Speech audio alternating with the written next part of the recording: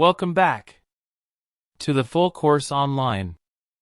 In this lesson, we're going to take a closer look at the Quick Access Toolbar in Microsoft Word. Earlier, when we explored the Word interface, we briefly mentioned this toolbar.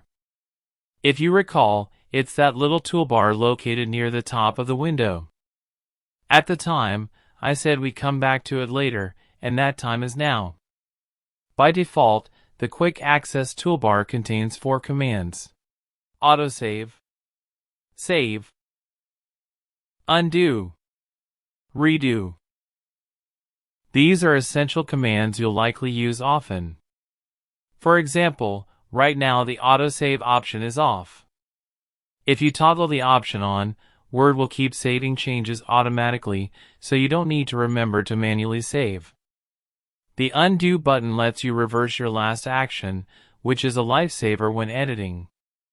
The redo button does the opposite, it repeats the last action. And of course, we have the save button. Now, let's look at customizing it.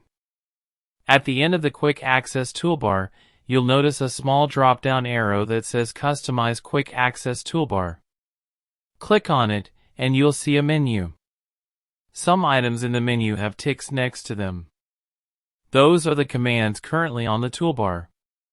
You'll see redo, undo, save, and autosave. Below, you'll see other suggested commands, such as new document.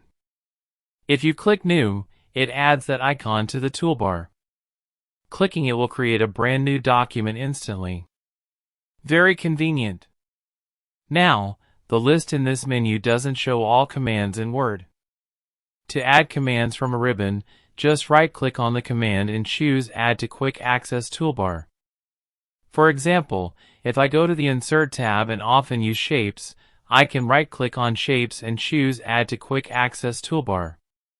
That's it, now it's added. To remove a command, right-click it on the toolbar and choose Remove from Quick Access Toolbar. There's another way to customize the toolbar for more control. Click the drop-down again, and at the bottom select More Commands.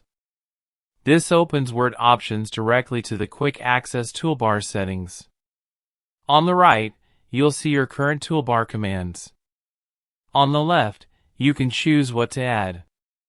By default, it shows popular commands, but you can switch to all commands for the full list. Once the list loads, you'll see every command in alphabetical order. To add one, select it and click Add. For example, I'll add Autofit columns.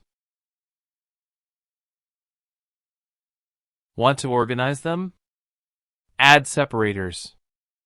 At the top of every list, you'll find a separator option.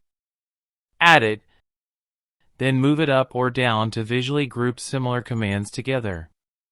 Once you're happy, click OK, and your toolbar updates.